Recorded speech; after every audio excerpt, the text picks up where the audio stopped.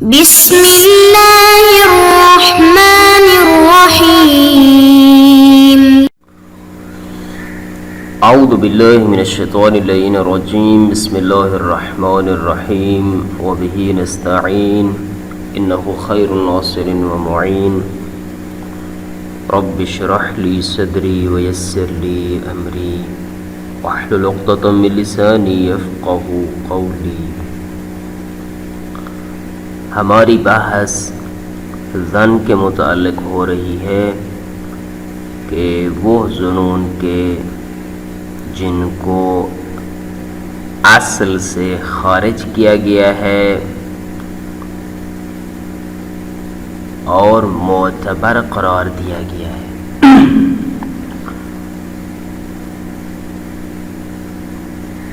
سب سے پہلے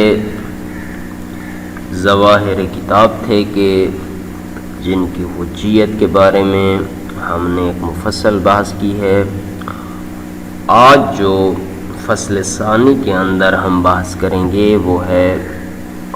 شہرت فتوائیہ۔ شہرت کی دروا کے تین قسمیں ہیں۔ ایک شہرت روائیہ ہوتی ہے، ایک شہرت عملیہ ہوتی ہے، اور ایک شہرت فتوائیہ ہوتی ہے۔ یہاں پر صاحب کتاب نے فقط شہرت فتوائیہ کو ذکر کیا ہے، تو خلاصتاً ہم باقی کے بارے میں بھی تھوڑا بہت جو ہے وہ ایک دو جملے عرض کر دیتے ہیں کہ شہرت روائی، اگر شہرت روائی کی تعریف کی جائے تو اشتہار و روایت ہو بین اصحاب الائمۃ علیہم السلام، یعنی ایسی روایت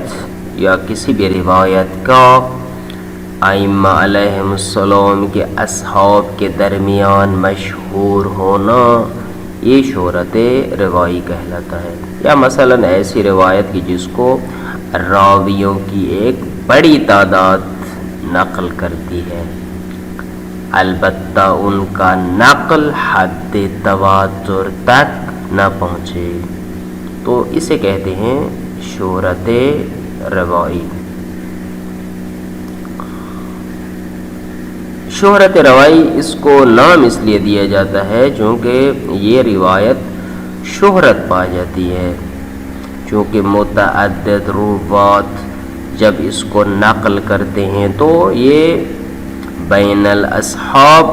معروف ہو جاتی ہے اور شہرت پکڑ جاتی ہے، البتہ حد تواتر تک نہیں پہنچتی۔ اس کے بارے میں بھی علماء کے مختلف نظریات ہیں کہ آیا یہ حجت ہے یا حجت نہیں ہے۔ مثلا آغا اخوند خراسانی اس کے بارے میں فرماتے ہیں کہ شہرت روائی اخبار و احادیث میں جب تعارض پیدا ہو جاتا ہے تو تعارض کی صورت میں شہرت روائی مرجحات کا کام دیتی ہے، یعنی دیکھا جاتا ہے کہ دو متعارض روایتوں میں شہرت روائی کس طرف ہے، تو جس طرف ہوتی ہے اسی طرف کو ترجیح دی جاتی ہے اور اسی پر عمل کیا جاتا ہے۔ بعض علماء اصولیین فرماتے ہیں کہ حجت کو غیر حجت سے شہرت روائی کے ذریعے تمیز دی جا سکتی ہے، یعنی وہ تعارض کی بات نہیں کرتے ہیں، وہ فرماتے ہیں کہ حجت کو غیر حجت سے شہرت روائی کے ذریعے سے تمیز دی جا سکتی ہے کہ جب ایک حجت اور غیر حجت کے درمیان امتیاز حاصل نہ ہو رہا ہو تو وہاں پر شہرت روائی کو دیکھا جاتا ہے کہ وہ کس طرف ہے، جس طرف ہو تو اسی جانب کو فرماتے ہیں کہ یعنی معلوم ہو جاتا ہے کہ جس طرف شہرت روائی ہے وہی سائڈ ہی حجت ہے اور قابل عمل ہے، دوسری طرف جو ہے وہ حجت نہیں ہے اور مشروع نہیں ہے۔ بس یہاں پر ان کے نزدیک گویا کہ شہرت روائی ممیزات میں سے ہے نہ کہ مرجحات میں سے۔ شہرت عملیہ بھی یہی ہوتی ہے کہ علماء کا کسی فتویٰ کوئی عمل جو ہے وہ مشہور ہو جاتا ہے جبکہ اس کی سند جو ہے وہ معلوم نہیں ہوتی ہے تو ان کا یہ عمل کا مشہور ہو جانا خود اپنی ذات میں حجت ہوتا ہے۔ بہرحال ہماری جو بحث ہے وہ شہرت فتوائیہ کے بارے میں ہے۔ اگر ہم شہرت فتوائیہ کے خلاصے کی طرف آئیں تو یہاں پر ہم فقط 3 ہی چیزوں کو ڈسکس کریں گے۔ سب سے پہلے یہ دیکھیں گے کہ شہرت فتوائیہ ہوتی کیا ہے، اس کی تعریف کیا ہے۔ دوسرا پھر ہم یہ دیکھیں گے کہ آیا یہ حجت ہے یا حجت نہیں ہے، اور تیسرے نمبر پہ جو ہے ہم یہ بحث کریں گے کہ اگر اس کو حجت نہیں مانتے ہیں تو کیا مشکل پیش آئے گی، کیا محظور لازم آئے گا۔ تو سب سے پہلے اگر ہم اس کی تعریف کریں تو فرماتے ہیں کہ کسی ایسے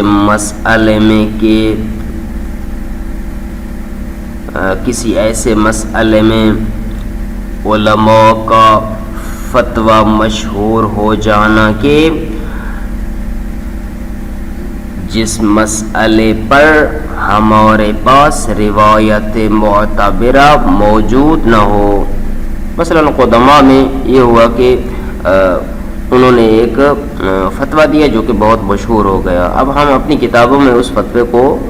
پاتے ہیں کہ وہ فتویٰ جو ہے وہ موجود ہے، اور بڑی شد و مد کے ساتھ جو ہے وہ فتویٰ قدماء سے نقل ہوا ہے۔ لیکن اب متاخرین میں فتویٰ تو وہ مشہور ہے، لیکن اب اس کی جو سند ہے، اس کے پیچھے جو اس کا محرک ہے، جو روایت ہے، وہ ہمیں جو ہے وہ نہیں مل رہی ہے۔ تو کسی بھی فتوے کا متقدمین کے درمیان مشہور ہو جانا جبکہ اس پر اہل بیت علیہم السلام کی طرف سے روایت موجود نہ ہو، اسے کہتے ہیں کہ شہرت فتوائیہ۔ اب جو ہے آیا یہ حجت ہے، یہ حجت نہیں ہے۔ تو فرماتے ہیں کہ اگر ہم خود علماء کی زندگیوں کا جائزہ لیں کہ بزرگان جو ہے وہ تقوی کی کس حد تک پہنچے ہوئے تھے اور فتویٰ دینے میں کس قدر احتیاط سے کام لیتے تھے، چونکہ وہ علم فقہ کی نمایاں اور مایہ ناز شخصیات تھیں، تو ان کے تباہر علمی اور ان کے تقوی اور ان چیزوں کو اگر ملاحظہ کریں تو ہم یہ نہیں کہہ سکتے ہیں کہ بغیر کسی مأخذ و منبع کے، بغیر کسی حجت و دلیل و برہان کے، بغیر کسی سند کے انہوں نے فتویٰ جاری کیا ہوگا، یہ ہم کسی بھی صورت جو ہے وہ فرض نہیں کر سکتے ہیں۔ بس یہاں سے یہ نتیجہ نکلتا ہے کہ علماء متقدمین کو یقیناً کوئی نہ کوئی حجت، کوئی نہ کوئی روایت، کوئی نہ کوئی دلیل ان کو ملی ہوگی کہ جس کی بنیاد پر انہوں نے فتویٰ جاری کیا ہے، لیکن اب وہ روایت ہمیں نہیں مل رہی ہے، وہ روایت کسی بھی وجہ سے جو ہے وہ ہم تک نہیں پہنچ پائی ہے۔ تو بس اس اعتبار سے ان چیزوں کو دیکھتے ہوئے اور کڑیوں کو ملاتے ہوئے ہم کہہ سکتے ہیں کہ بلکہ ہم کہیں گے کہ شہرت فتوائیہ بہر صورت حجت ہے۔ اب اگر اس کو حجت نہ مانے تو کیا محظور پیش آئے گا؟ فرماتے ہیں کہ محقق بروجردی نے فرمایا ہے کہ فقہ امامی کے اندر 400 مسئلے ہمارے علماء متقدمین سے ایسے نقل ہوئے ہیں کہ جن پر فقط ایک ہی چیز دلیل ہے، وہ کیا ہے؟ وہ ہے شہرت فتوائیہ، یعنی 400 مسائل کو ہم فقط شہرت فتوائیہ کی مدد سے ہی ثابت کرتے ہیں۔ اب اگر شہرت فتوائیہ کو ہم حجت نہیں مانتے ہیں تو ان 400 مسائل کے جو انتہائی جو ضروری اور فقہ کے جو جس طرح کہتے ہیں ٹاپ آف لسٹ جو مسائل ہیں، تو ان سے جو ہے وہ ہاتھ دھونا پڑے گا، ان کو جو ہے وہ فقہ سے خارج کرنا پڑے گا، تو یہ معذور پیش آئے گا. لیکن ایسا کرنا جو ہے وہ اب ہمارے لیے ممکن نہیں ہے، ہم ایسا نہیں کر سکتے ہیں. یقیناً ضرورت کے تحت اور بہت ساری چیزیں ہیں کہ ایک جو ہے وہ خلا پیدا ہو جاتا ہے کہ اس اعتبار سے جو ہے اب ہمیں ماننا پڑے گا کہ شہرت فتویہ بہر صورت حجت ہے. ترجمہ انتہائی آسان ہے. ترجمہ کی طرف بڑھتے ہیں. فرماتے ہیں کہ الفصل الثانی الشہرت الفتویہ، دوسری فصل جو ہے وہ شہرت فتویہ کے بارے میں ہے کہ من الظنون التي قد خرجت عن اصل حرمت العمل بالظن. شہرت فتویہ بھی من جملہ ان ظنون میں سے ہے کہ جن کو اصل سے خارج کیا گیا ہے. اصل کیا تھی ظن کے اندر کہ حرمت العمل بالظن، ظن پر عمل کرنا حرام تھا، تو شہرت فتویہ کو اس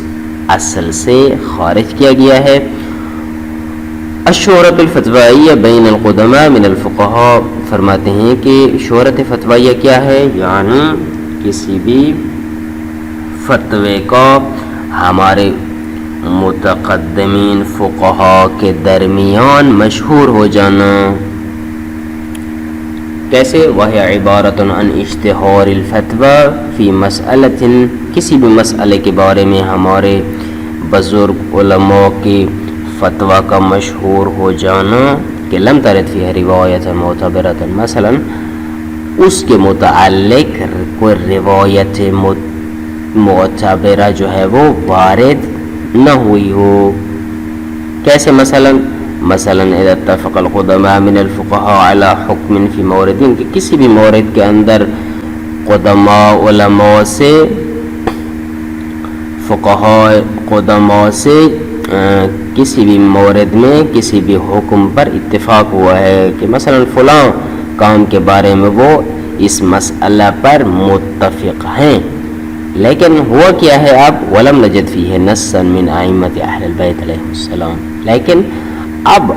مسئلہ تو ہم تک پہنچ چکا ہے، لیکن اگر ہم نے کتب کے اندر چھان بین کی ہے، تحقیق کی ہے، تو ہمیں روایت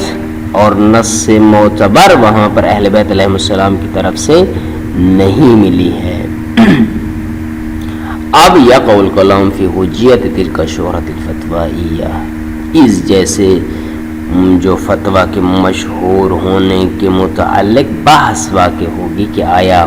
اس طرح کی شہرت حجت ہے یا حجت نہیں ہے. فرماتے ہیں کہ والظاہر، علماء کی عبارات کا ظہور بتاتا ہے، وفوق لبعض العلام، چونکہ بعض علماء جو ہے وہ اسی کے ساتھ موافق ہیں کہ حجیت مثل هذه الشہرہ،